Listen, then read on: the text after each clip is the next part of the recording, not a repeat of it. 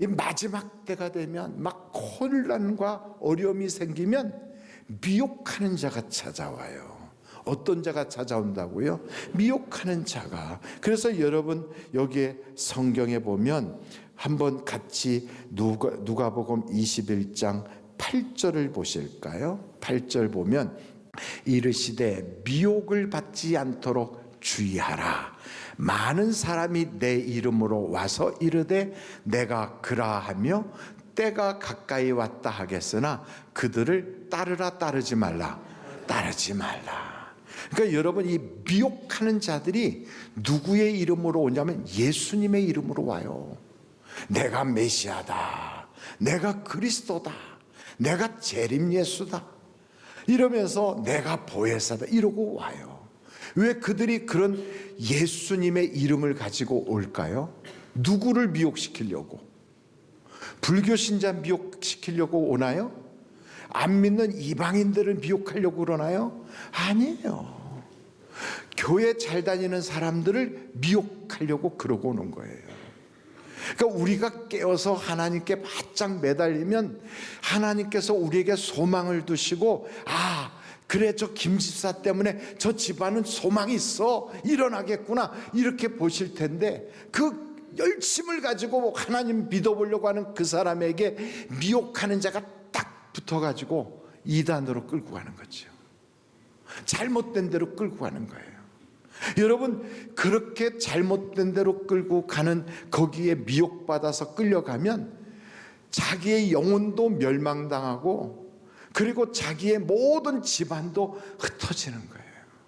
그래서 여러분 우리는 철저하게 미혹하는 자를 따라가야 돼요. 쫓아내야 돼요.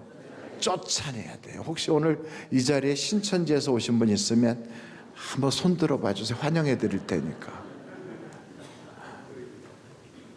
있다고 그러던데. 근데 여러분 한번 물어보세요. 그 교주나 그 이단의 그 대표되는 사람한테 어떻게 구름 타고 오셨냐고 물어보세요.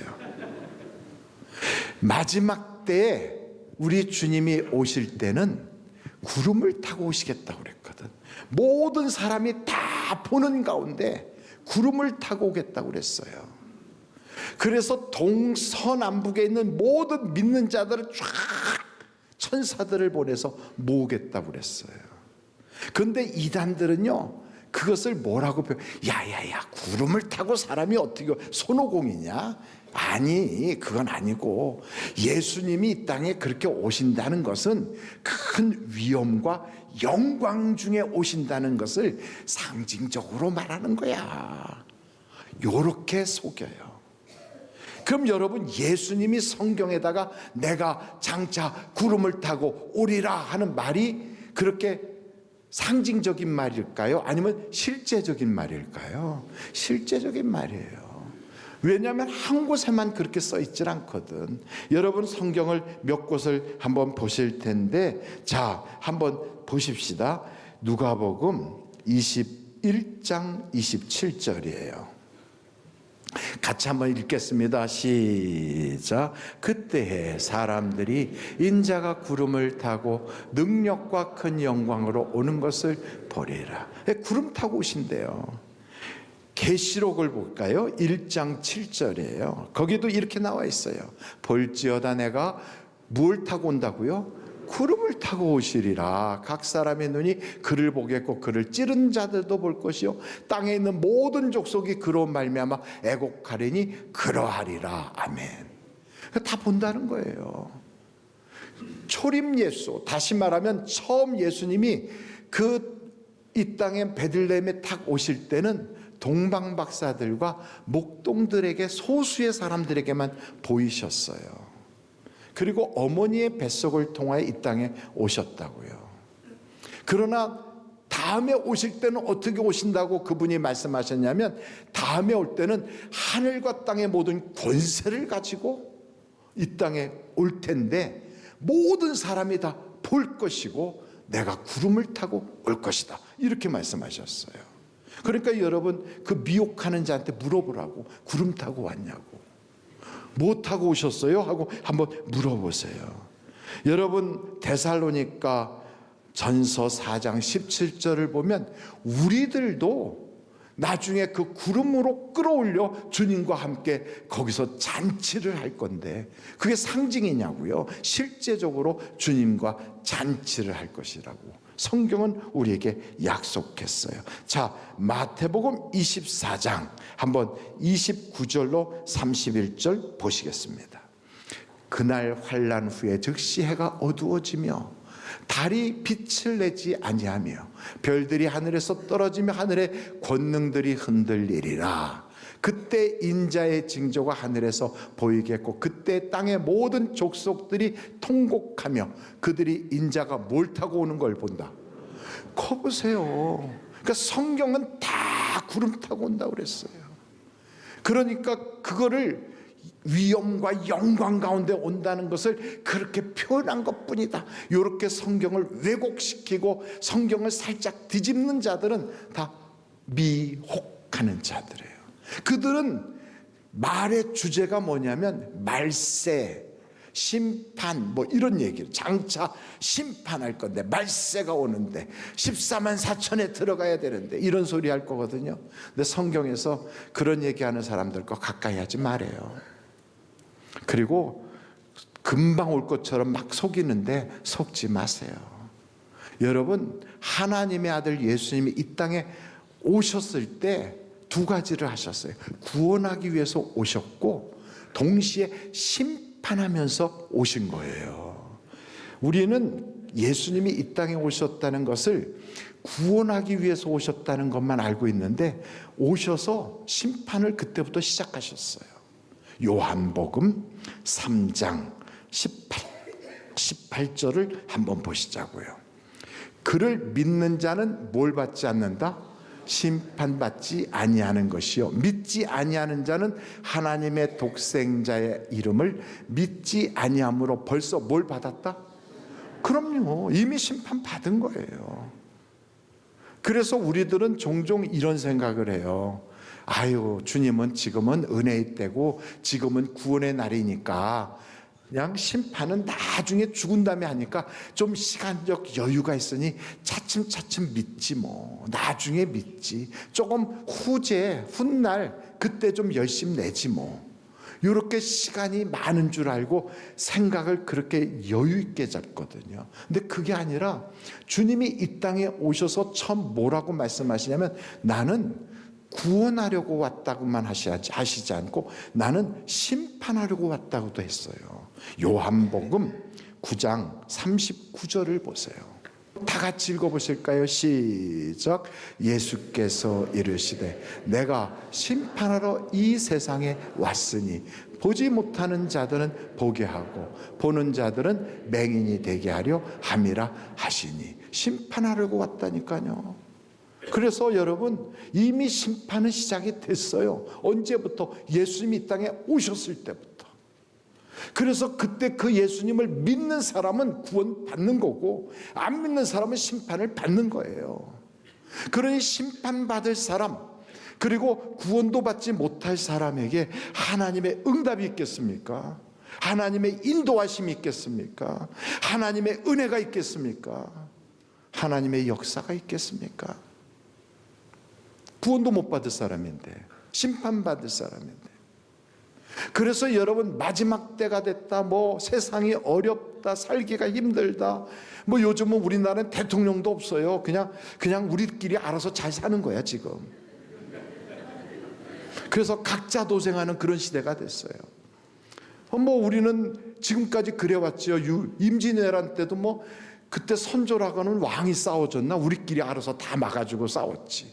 그러니까 우리 민족 자체가 그런 것 같아요. 우리는 우리가 알아서 나라도 지키고 우리가 알아서 잘 살고 우리끼리 잘 사는 거지. 그래서 여러분 우리는 서로 미워하지 말고 서로 사랑하면서 아끼면서 우리끼리 잘 살아야 돼요. 저 미국에서는 막 엄청난 무역으로 막 그 관세를 올려가지고 우리를 공격하지. 곳곳에서는 막 전쟁 났다 뭐 했다 별소리 다 나지. 그렇지만 여러분 두려울 거 없어요. 하나님이 우리와 함께 하시고 하나님이 우리 편 되시니까. 그래서 여러분, 성전이 무너지면 망하는 거지만 내 속에 하나님의 성령이 딱 버티고 내가 하나님과의 관계만 좋으면 아무리 세상이 무너질 것 같아도 하나님이 지켜주신다 이 말이에요. 그런데 미혹하는 자들, 이렇게 우리를 넘어뜨리려고 하는 자들이 와서 속여요. 하나님과 우리를 멀리 떨어지게, 하나님 믿는 그 마음을 흔들어 놓게 막 속인다고. 그래서 여러분, 하나님의 그 희생, 예수 그리스도를 이 땅에 보내주신 그 엄청난 사랑, 날 위하여 십자가 지신 놀라운 은혜를 다 무효화시키고 나의 구원을 없는 것으로 만들려고, 하나님의 일을 실패로 돌려놓으려고 오늘도 마귀는 무진장 우리에게 공격하거든요. 그런데 여러분, 이런 일에 우리가 동조하면 돼요, 안 돼요? 안 되는 거지요. 그래서 여러분, 우상보다, 세상의 그 어떤 것보다 더 무서운 게 영혼을 도둑질하고 영혼을 속이고 영혼에 대한 사기를 치는 저는 이단 사입이란 말이죠. 그런데 절대 속지 말아야 돼요. 우리는 오직 예수만 바로 믿으면 그분이 우리를 구원해 주시고, 그분이 우리를 지켜주시고, 그분이 우리의 해답이 되주시고, 그분이 우리를 이끌어 가셔요. 그러니까 세상이 아무리 어려워도 보십시오. 풍랑이 이는 갈릴리 바다에, 야, 우리 죽었구나, 살 길이 없구나, 앞길이 막막해. 자기들의 경험과 모든 걸 동원해서 다 노를 저어보려고 그 애를 썼어. 그래도 안 된다고 포기할 때 우리 주님도 안 계셔요. 전에는 한 번은 배에 누워 주무시니까 깨우기라도 했는데 이제는 주님도 곁에 없어. 야, 이거 어떻게 사나 이럴 때 여러분, 주님은 그걸 다 보고 계셨다고요. 그래서 물 위로 걸어서 오셔가지고, 그런데 거기서 너무 무서우니까 아이고, 유령이구나, 귀신이구나, 막 별 생각을 다 하는데, 두려워하지 말아내니 너희는 나를 믿기만 해라 그러시잖아요. 그러니까 여러분, 세상이 아무리 어려워도 믿기만 하면 기가 막힌 일들이 벌어지는 거지요. 베드로가 아이고, 주님이시면 나를 물 위로 걸어오라 하십시오. 물 위로 걸어와라 그랬더니 베드로가 막 물 위로 걸었잖아요. 그걸 보면 여러분의 인생에 병 때문에 어렵다, 암병이다, 난치병, 불치병이다, 경제적으로 어려워서 이번에 사업 다 들어먹어서 이제는 자본도 없다, 미천도 없다, 나를 도와줄 만한 사람, 인맥, 친척도 없다, 이래갖고 앞길이 막막하다 할 때 여러분, 주님께는 해답이 있어요. 그래서 그 주님을 한번 제대로 만나보자고요. 그 주님을 제자들이 막 눈에 안 보이니까 옆에 뭐 흔들어서 깨우기라도 전에는 했는데 이제는 안 계셔. 그러니까 막 두려워서 벌벌벌 떨지만 여러분, 주님이 배에 딱 올라오셔서 바람아 멈춰라, 파도야 잔잔하라 하니까 즉시 바람과 파도도 순종하더라는 거 아닙니까?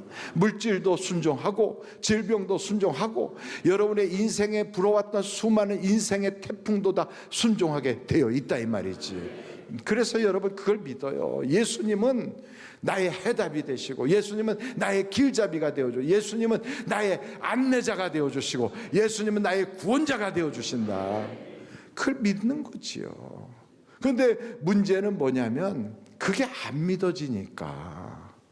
그래서 우리가 인내를 못하는 거예요. 야, 여기서 성경에 보니까 아무리 좀 어려워도 문제가 있어도 인내하면 그러면 하나님이 응답을 주시는데 응답 주시는 그때까지를 못 참아. 그래갖고 오늘 예배 드리고 가면서도 이번 주에 막을 게 있는데, 이번 주에 참 지난달에 못 갚은 거 이번에 갚아야 되는데 막 별 생각이 다 나잖아. 야, 재판 문제 그거 어떻게 하나, 세금 관계 그거 밀려갖고 지금 몇 달째 이러고 있는데, 야, 막 이러고 지금 있는 사람들 있잖아요. 의사가 만나가지고서 뭐라고 얘기하더니 정밀검사 한번 더 받아보세요. 그럼 그때부터 갑자기 온몸이 두두두두 떨리면서 입에서 턱이 어버버버 떨리잖아요. 말은 못하고 집에 와갖고 갑자기 내가 죽는다는 건가? 나에게는 희귀한 병이 걸렸나? 그러면서 혼자서 눈물 쫄쫄 짜면서 죽을까봐 막 벌벌벌 떨어요. 그런데 여러분, 성경이 그래요. 죽을까봐 두려워하는 자들, 이 세상에 망할까봐 두려워하고 사람들에게 멸시천대받을까봐 두려워하고 인생이 살면서 고달플까봐 두려워하는 자들을 붙잡아 주시려고 예수님이 오셨대잖아요. 그러니까 그 주님을 딱 붙잡아요. 근데 두 가지가 잘 안 되는 거예요. 첫째는 뭐냐면 예수님이 잘 안 믿어져. 그분이 정말 살아계신가? 그분은 지금도 나를 사랑하시고 역사하시나? 여러분, 그분이 살아계시다는 증거는 수천 가지도 넘어요. 아주 그냥 엄청난 증거들이 있거든. 그 중에 대표적인 게 뭐냐면 오늘도 기도하는 사람에게 성령을 막 보내주신다고요. 성령을. 여러분, 만약에 내가 거래하는 어느 회사가 망하거나 그 회사가 없어졌거나 그 회사에 문제가 생겼으면 내가 거기다 주문 넣으면 그 물건이 올까요? 안 올까요? 안 와요. 혹시나 돈은 받고 물건은 안 보내고 이런 불상사도 생길 수 있어요. 그러나 물건이 탁탁 정확한 시간대에 딱 도착한다. 그럼 그건 분명히 건전한 회사고 그건 분명히 지금 일하는 일꾼들이 다 있는 거지요. 내가 하나님께 기도하는데 하나님 성령 주세요. 하나님 내게 은사 주세요. 하나님의 살아계심을 나에게 보여주세요. 기도하면요, 방언도 터지고 여러분에게 각종 은사가 나타나고. 그런데 왜 그런 은사는 전혀 받을 생각도 안 하고 그런 기도는 할 생각은 안 하면서 혼자서 염려, 걱정, 고민, 근심을 하냐고요. 오늘 여러분 기도를 통하여 여러분의 염려를 주님께 맡겨버리길 바랍니다. 다 맡겨버리세요. 내가 염려한다는 것 자체가 그게 하나님에 대한 굉장한 모독이에요. 하나님에 대한 불경죄라고. 내가 염려하는 게, 생각해 보세요. 우리는 하나님의 자녀라고요. 그럼 여러분 생각해 보세요. 여러분 집안에 이제 저 초등학생이 있어. 초등학생이 이러는 거야. 너 왜 그러니? 너 학교에서 무슨 일이니? 왜 그래? 내일 아침에 먹을 게 없을까 봐 그래요. 그걸 네가 왜 걱정하냐? 네 부모가 알아서 다 너 먹을 거, 학교 다닐 옷, 너 지금 공부할 거 다 해주는데 네가 뭘 걱정하냐? 아, 그래도 제가 걱정이 되네요. 아버지가 잘 못할까 봐. 그러면 기쌈뱅이 한 대 맞는 거지. 너는 이놈아 네 할 일이나 해. 공부나 해 이놈아. 그러지 않겠어요? 우리한테 하나님이 똑같아요. 야, 너는 그냥 기도나 해. 응답은 내가 하는 거지. 그러니까 우리가 응답 받을까 못 받을까 그걸 걱정해. 하나님이 하실 일을 내가 걱정해. 그리고 내가 할 일은 안 해. 여러분, 이게 얼마나 하나님에 대한 불경죄예요. 그러니까 내가 할 일은 기도하는 것이고 응답하시는 건 하나님이 하실 일이다.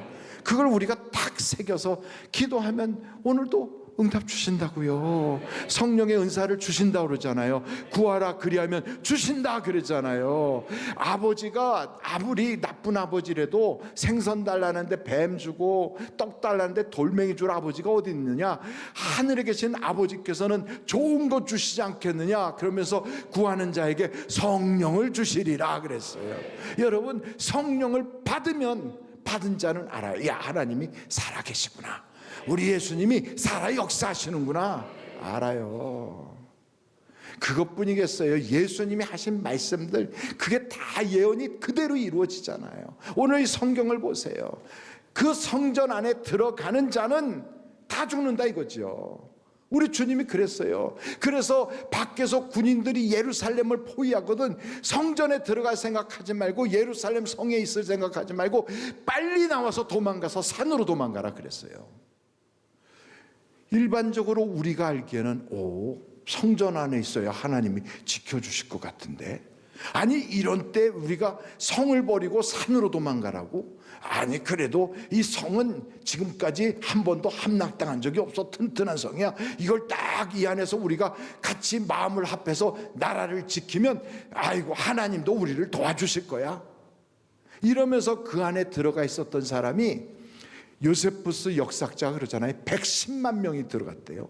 예루살렘이라고 하는 그 조그만 성 안에 110만 명이 들어가 사람과 사람이 붙어가지고 움직일 수가 없을 정도로 그 안에 몰려 있었어요. 근데 그 순간에 예수 믿는 사람들은 예수님께서 하신 말씀을 듣고 그대로 뒤도 돌아보지 않고 산으로 도망가는 거예요.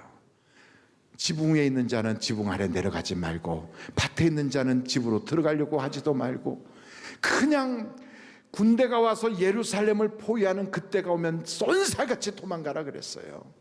그게 제가 한 얘기가 아니에요. 여러분 성전에 딱 있어요. 이제 성경에 있어요. 누가복음 21장 20절 보세요. 누가복음 21장 20절. 너희가 예루살렘이 군대들에게 에워싸이는 것을 보거든 그 멸망이 가까운 줄을 알라. 21절. 그때 유대에 있는 자들은 어디로 도망가라? 산으로 도망갈 것이며 성내에 있는 자들은 나갈 것이며 성 안에 있던 사람 빨리 나가라 이거죠. 나갈 것이며 촌에 있는 자들은 그리로 들어가지 마. 그리라는 것은 예루살렘 성 안으로 들어가지 마라 이거죠. 그러면서 이 날들은 기록된 모든 것을 이루는 징벌의 날이니라 그랬어요. AD 66년에 로마의 군대가 와서 예루살렘을 포위하기 시작했어요. AD 66년에 예수님이 하신 말씀을 이스라엘 백성들이 다 들었지만 믿는 사람들은 그 이야기를 듣고 맞아, 예수님이 바로 이렇게 와서 포위하면 뛰어나가라 그랬지 하고 벨라 계곡이라고 하는데 계곡을 와서 그 뒤에 산으로 다 도망가 버렸어요. 요단강을 건너서 다 도망갔어요. 그 사람들은 다 살았어요. 다 살았어요. 근데 성 밖에 있던 사람들, 저 시골에 있던 사람들도 예루살렘 성으로 꾸역꾸역 모이기 시작했어요. 예루살렘 성 안에 다 들어갔어. AD 66년부터 70년까지 로마 군대가 쳐들어가지도 않았어요. 밖에서 포위만 하고 있었어요. 안에 있는 사람들이 먹을 게 없어. 너무 사람이 많다 보니까. 그래서 사람이 사람을 잡아먹기 시작했어요. 거기가 천국일까요? 지옥일까요? 지옥이지. 서로 죽이기 시작했어요. 전쟁할 것도 없어. 그 안에는 완전히 인육을 뜯어먹고 사람이 사람을 죽이고 패를 나눠서 서로 공격하고 나중에는 자기들끼리 죽이다가 완전히 피폐해졌을 때 로마의 군대가 오니까 도리었죠. 싸움도 제대로 못하고 몽땅 다 죽고 나중에 10만 7천 명인가 9만 7천 명이 포로가 돼서 그들이 끌려나가가지고 성전 위에 있는 돌들을 다 등에다 짊어지고요 저 로마까지 끌려갔어. 그래갖고 그 성전에 있는 돌 가지고 세운 것이 로마의 콜로세움이란 말이에요. 비참한 역사가 그들에게 일어났고 그때 죽음당한 사람이 110만이라고 그러더라고. 엄청난 사람들이 죽었어요. 그런데 예수님의 말씀을 믿고 따라간 사람들은 사는 거지요. 그래서 여러분 마지막 때가 되면 내 생각대로 살지 말고 말씀대로 살아야 되는 거예요.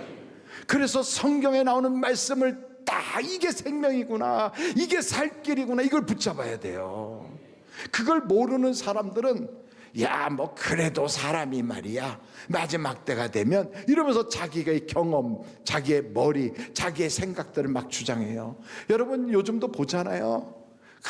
그럴 것 같이 생각하는 사람들 이야기 듣고 간 데는 다 무너져요.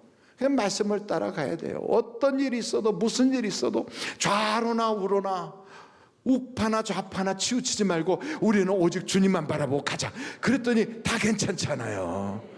할렐루야. 하늘비전 교회는 그래서 살 거라고. 그래서 여러분 우리가 마지막 때가 되면 정치에 휘둘리면 안 돼요. 안 돼. 우리의 해답은 오직 예수인 걸 믿으시기를 간절히 바랍니다. 그 예수님이 말씀하신 대로 따라갔던 사람들은 다 살아. 다 살아. 그러니까 우리가 마지막 때가 되면 기근이 오고 지진이 생기고 막 전염병이 돌고 여러분 그거요 저 2000년 전에도 그랬어요. 5000년 전에도 그랬다니까. 지진이 그때도 있었어요. 지금 미얀마의 지진이 태국 이 지진이 어쩌고 요즘 지진이 막 일본에도 앞으로 온다고 그러는데 말세가 다 돼서 아니에요. 그거는 1000년 전에도 있었어요. 500년 전에도 있었어요. 항상 있는 거예요. 그런 거는 항상 있어요. 그런 것이 생길 때마다 이렇게 미혹하는 자들이 와가지고 내가 메시아다 이런 소리 하고 있거든. 절대 거기에 휘둘리지 마십시오. 말씀을 따라가면 그 속에서 살 길이 열려지게 돼 있어요.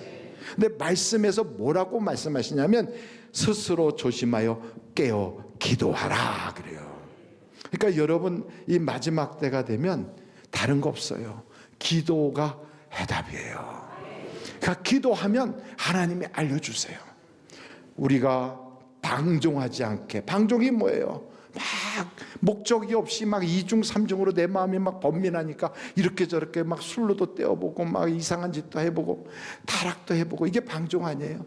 그래 두세 가지 마음이 내 속에 번민하는 사람은 응답이 안 오거든. 근데 기도하다 보면 마음의 중심이 딱 잡히거든요. 술 취해 갖고 비틀거리지도 않아요. 왜냐하면 그럴 시간에 기도하면 성령으로 우리가 충만해지거든.